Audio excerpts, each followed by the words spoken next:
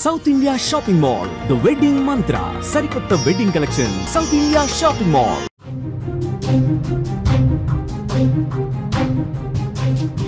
Breaking news చూస్తున్నాం. దేశవ్యాప్తంగా corona కేసులు పెరుగుతున్న పరిస్థితి కనిపిస్తుంది. అలాగే తెలుగు రాష్ట్రాల్లో కూడా కేసులు మెల్లగా చాప కింద నీరులా పెరుగుతున్నాయి. అనంతపురం జిల్లాలో తొలి కరోనా కేసు నమోదైనట్లుగా తెలుస్తుంది. పాతూరుకు చెందిన ఓ మహిళకు కరోనా లక్షణాలు కనిపిస్తున్నాయి. జ్వరం, జలుబు, దగ్గుతో ఆ మహిళ బాధపడుతున్నట్లుగా సమాచారం. టెస్ట్ చేయగా ఆ మహిళకు కరోనా పాజిటివ్ గా నిర్ధారణ అయినట్లుగా తెలుస్తోంది. ప్రస్తుతం ఆమె హోమ్ ఐసోలేషన్ లో బాధిత మహిళ ఉన్నట్లుగా తెలుస్తోంది. ఏపీలో ఇప్పటికే కరోనా కేసులు పెరుగుతున్న భయాందోళనకు గురవుతున్న నేపథ్యంలో అనంతపురం జిల్లాలో తొలి కరోనా కేసు నమోదయ్యి కలవర పెడుతోంది. అనంతపురం నగరంలోని పాతూరుకు చెందిన ఓ మహిళకు జ్వరం, జలుబు, దగ్గు లక్షణాలతో ప్రభుత్వ సర్వజన వైద్యశాలకు చికిత్స నిమిత్తం వెళ్లారు. వైద్యులు అనుమానంతో కోవిడ్ ర్యాపిడ్ టెస్ట్ నిర్వహించగా కోవిడ్ లక్షణాలున్నాయని కూడా తెలుస్తోంది. దీంతో సదరు మహిళను ఆసుపత్రిలో వైద్యం తీసుకోవాలని సూచించగా ఆమె నిరాకరించి హోమ్ ఐసోలేషన్ లో ఉంటారని వైద్యులతో వెల్లడించి వెళ్లినట్లుగా తెలుస్తోంది. కోవిడ్ కేసు నమోదు కావడంతో ప్రజలు అప్రమత్తంగా ఉండాలని ఈ సందర్భంగా వైద్య ఆరోగ్య శాఖ వర్గాలు హెచ్చరించాయి. ఇక ఇదే అంశానికి సంబంధించిన మరింత సమాచారం మా ప్రతినిధి సాయి అందిస్తారు. సాయి, దేశవ్యాప్తంగా కరోనా కేసులు పెరుగుతున్న పరిస్థితి అయితే కనిపిస్తుంది. ఇటు తెలుగు రాష్ట్రాల్లో కూడా అలర్ట్స్ జారీ చేసిన పరిస్థితి కనిపిస్తుంది. ఇదే నేపథ్యంలో అనంతపురంలో తొలి కరోనా కేసు నమోదైనట్లుగా తెలుస్తోంది. దీనికి సంబంధించిన పూర్తి డీటెయిల్స్. ఇప్పటి వరకు కూడా అంటే ఇది వేవ్ కింద లెక్కకపోయినా కోవిడ్ లక్షణాలు పెరుగుతూ ఉండడంతో అంటే first wave, second wave, third wave లాగా ఇది వేవ్ గా అంచనా వేటాయి డాక్టర్లు. కానీ కోవిడ్ కేసులు పెరుగుతూ ఉండడంతో దీనికి సంబంధించి ప్రత్యేకంగా ప్రజలకైతే అప్రమత్తత ఉండాలని చెప్పి అప్పటికప్పుడు మెసేజ్లు పంపిస్తూ ఉన్నారు. జలుబు, దగ్గు, ఆయాసం లాంటివి ఏది ఉన్నా కూడా ఇమీడియట్ గా హాస్పిటల్కి వెళ్ళి ర్యాపిడ్ టెస్ట్ చేయించుకోమని చెప్తున్నారు. వీలైనంత వరకు హోమ్ ఐసోలేషన్ లో ఉండడానికి ప్రయత్నం చేయమని చెప్తున్నారు. అయితే ఇవన్నీ పక్కన పెట్టి ఇప్పటి వరకు దేశంలో 4,000 పైగా కోవిడ్ కేసులు పెరిగిపోయాయి. సాధారణంగా ఈ 1 వీక్ చూస్తుంటే ఈ 1 వీక్ లో అనుగుణంగా దాదాపు 2,300 కేసులు ఈ ఒక్క 1 వీక్ లోనే పెరిగిపోయాయి. అయితే మరణాల సంఖ్య చాలా తక్కువ ఉండడం ఇది కొంచెం ఉపశమనం కలిగించే అంశం తప్ప కోవిడ్ కేసులు పెరుగుతూ ఉండడంతో ప్రజలైతే భయాందోళనకు గురవుతారు. ముఖ్యంగా తెలుగు రాష్ట్రాల పరిస్థితి చూస్తుంటే ఆంధ్రప్రదేశ్ లో ఇప్పటి వరకు కూడా 20 పైగా కేసులు నమోదైనా అందులో అందరూ కూడా పూర్తిగా డిశ్చార్జ్ అయిపోయారు. కొంతమంది హోమ్ ఐసోలేషన్ లో ఉండి కోవిడ్ ఏదైతే ఇప్పుడు కొత్తగా వస్తున్న వేరియంట్ ఉందో ఆ వేరియంట్ పట్ల అయితే కొంచెం అప్రమత్తంగా ఉంటున్నారు, హోమ్ ఐసోలేషన్ లో ఉంటున్నారు. సో కొంతమంది వరకు రిలీఫ్ దొరికింది. ఇప్పటివరకు అయితే ప్రస్తుతానికి ఏపీలో కూడా మరణాలు అయితే ఏమీ లేవు కాబట్టి కొంచెం అది ఉపశమనం కలిగించే అంశం. ఇక తాజాగా చూస్తుంటే నిన్న కర్నూలులో ఇద్దరికి కోవిడ్ లక్షణాలు కనిపిస్తే ఈ రోజు అనంతపురం జిల్లాలో ఒక మహిళకి కోవిడ్ లక్షణాలు కనిపించాయి. ఇక గమనించాల్సిన అంశం ఏంటంటే దేశవ్యాప్తంగా వస్తున్న కోవిడ్ లో వృద్ధులకు ఎక్కువ కోవిడ్ వస్తుందని చెప్పి అందరూ అంచనా వేశారు. కానీ నిన్న కర్నూలులో వచ్చిన మహిళలకు కానీ లేదా ఇప్పుడు అనంతపురంలో వచ్చిన మహిళలకు కానీ వీళ్ళ వయసు 25, 28, 30 అంటే ఈ వయసు వాళ్ళకి కోవిడ్ వచ్చింది అంటే ఇది ఖచ్చితంగా ఆందోళన కలిగించే అంశంగానే భావించాలి. వృద్ధులకి ఎక్కువ అటాక్ అవుతుందని అందరూ భావించారు వేదిక. ఎందుకంటే ఇది ఎక్కువ అమెరికాలో చూస్తుంటే వృద్ధులను ఎక్కువ అటాక్ చేసింది. బట్ ఇక్కడ చూస్తూ ఉంటే వృద్ధుల్ని కాదు అన్ని వయసుల వాళ్ళని సేమ్ కోవిడ్ సెకండ్ వేవ్ లో ఏ విధంగా వచ్చిందో ఇలా అన్ని వయసుల వాళ్ళని కూడా అటాక్ చేసినట్టుగా అర్థమవుతోంది. నిన్న కర్నూలులో వచ్చిన 2 కేసుల్లో కూడా వాళ్ళు జీజీఎస్ అడ్మిట్ అయిపోయి ఉన్నారు.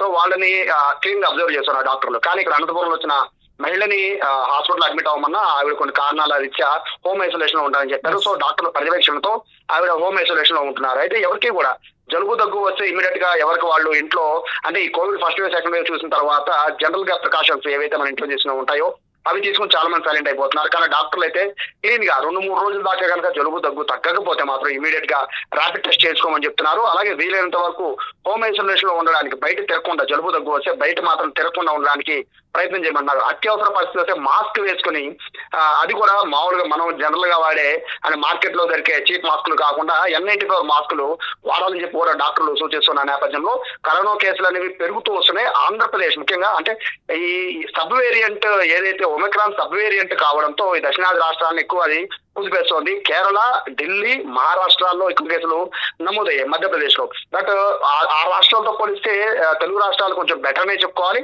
అందులో ఆంధ్రప్రదేశ్ ఇంకా కాస్త బెటర్ నే చెప్పుకోవాలి. ప్రస్తుతానికి అయితే అంత భారీ కేసులు లేకపోయినప్పటికీ దేశవ్యాప్తంగా వస్తున్న ట్రెండ్ ని అంచనా వేస్తూ ఉంటాయి. అంటే కోవిడ్ కేసులు పెరుగుతున్న ట్రెండ్ ని అంచనా వేస్తూ ఉంటే ఖచ్చితంగా ఆంధ్రప్రదేశ్ లో కూడా భారీ కోవిడ్ కేసులు పెరిగే అవకాశం ఉందని డాక్టర్లు చెప్తూ ఉన్నారు. సో ఈ నేపథ్యంలో ప్రస్తుతానికి అయితే ఎక్కడెక్కడ ప్రత్యేకంగా కోవిడ్ కి సంబంధించిన వార్డులను అన్ని హాస్పిటల్ కూడా ఇప్పటికే ఏర్పాటు చేసి ఉంచారు. ఎవరికైనా కోవిడ్ లక్షణాలు ఉంటే ఇమ్మీడియట్ గా హాస్పిటల్ వచ్చామని చెప్తున్నారు. అలాగే జనసంఖ్య ఎక్కువ ఉన్న ప్లేస్ లో దగ్గు, జలుబు ఉన్న వాళ్ళని తిరగకుండా ఉండడం బెటర్. ఎందుకంటే మొదటి రెండు వేవులు చూసిన తర్వాత ప్రజలు చేసిన తప్పు దగ్గు జలుబు ఉన్నా కూడా ప్రజల్లో తిరగడం. సో ఇప్పటికైనా కూడా అంటే ఇన్ని వేవులు చూసి ఇన్ని మరణాలు చూసిన తర్వాత ప్రజలు వాళ్ళంతా వాళ్ళే అప్రమత్తమయ్యి జలుబు దగ్గు ఉంటే ఖచ్చితంగా ఇంట్లోనే రెస్ట్ తీసుకోవాలి. అది కూడా పిల్లలకి దూరంగా, ఇంట్లో ఉన్న వృద్ధులకి దూరంగా ఒక గదిలో తగ్గేంత వరకు ఉండాలి. అది కోవిడ్ అయినా కాకపోయినా కూడా దూరంగా ఉండాలని చెప్తున్నా నేపథ్యంలో ప్రస్తుతానికి అయితే ఇటు ప్రభుత్వ హాస్పిటల్ అన్ని కూడా కోవిడ్ కి సంబంధించిన వార్డులు సిద్ధంగా ఉంచారు. అలాగే ఇటువైపు వైద్య ఆరోగ్య శాఖ కూడా ఎప్పటికప్పుడు అప్రమత్తం చేస్తోంది. బట్ ఇప్పుడు అనంతపురంలో ఫస్ట్ కేసు రావడంతో అనంతపురం ప్రజలు కూడా కాస్త భయాందోళనకు గురవుతున్నారు. అయితే కోవిడ్ అనేది సర్వసాధారణం అని చెప్పి డాక్టర్లు లైట్ తీసుకుంటున్నారు. ఇంత పెద్ద కంగారు పడాల్సిన అవసరం లేదు. ఇది ప్రాణాలు తీసేంత ప్రమాదం కాదని డాక్టర్లు చెప్తున్నప్పటికీ కోవిడ్ అనే పేరు వింటేనే మన గుండెలో వణుకొచ్చేస్తుంది. కాబట్టి ఆ భయంతోనే సగం మంది ప్రాణాలు విడిచే పరిస్థితి సెకండ్ వేవ్ లో చూసాం. సో అటువంటి పరిస్థితి లేకుండా ధైర్యం చెప్పే పరిస్థితి డాక్టర్లు చేస్తున్నారు. అలాగే ప్రభుత్వం కూడా చెప్తోంది ప్రస్తుతానికి కంగారు పడిద్దని చెప్తుంది. ప్రస్తుతం కోవిడ్ కేసులు చాలా చాలా తక్కువ ఉన్న రాష్ట్రాల్లో ఆంధ్రప్రదేశ్ కూడా ఒకటి, తెలంగాణ కూడా మరొకటి. కాబట్టి ప్రస్తుతానికి కంగారు పడదని చెప్తారు. కానీ మన నిర్లక్ష్యంగా ఉంటే మాత్రం ఖచ్చితంగా కోవిడ్ అనేది వేవ్ పెరిగి అందరిని ఇబ్బందికి గురి చేసే పరిస్థితి ఉంటుందని డాక్టర్లు చెప్తారు. అనంతపురంలో మహిళ అయితే ప్రస్తుతానికి హోమ్ ఐసోలేషన్ లో ఉన్నారు.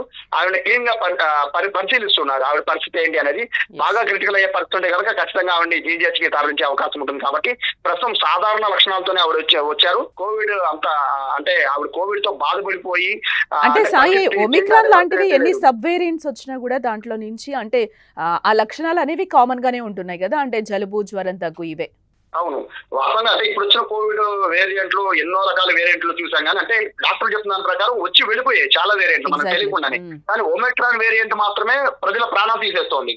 సో ఒమిక్రాన్ వేరియంట్ కి సంబంధించిన NB1.8.1 ఈ వేరియంట్ భారత్ లో ఉన్నట్టు ప్రస్తుతం గుర్తించారు. సో ఇది ఎంతవరకు అంటే ఇది సార్స్ కి సంబంధించి అంటే ఈ సార్స్ ఏదైతే ఉంటాయో ఆ లక్షణాలకు సంబంధించింది.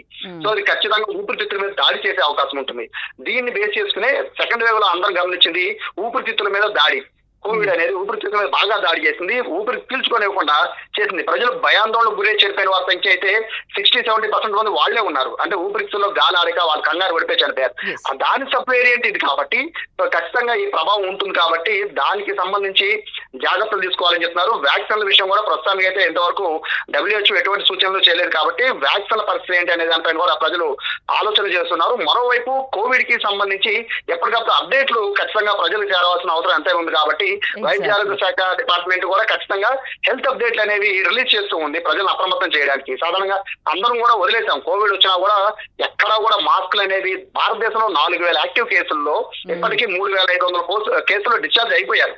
సో యాక్టివ్ గా ఉన్న కేసులు ఇప్పటికీ 700 నుంచి 800 మాత్రమే. అంటే ఐసోలేషన్ లో ఉన్న వాళ్ళు కానీ లేదా హాస్పిటల్ ఉన్న వాళ్ళు కానీ మిగతా వాళ్ళందరూ కూడా ఆల్మోస్ట్ డిశ్చార్జ్ అయిపోయి కోవిడ్ తగ్గిపోయిన వాళ్ళే.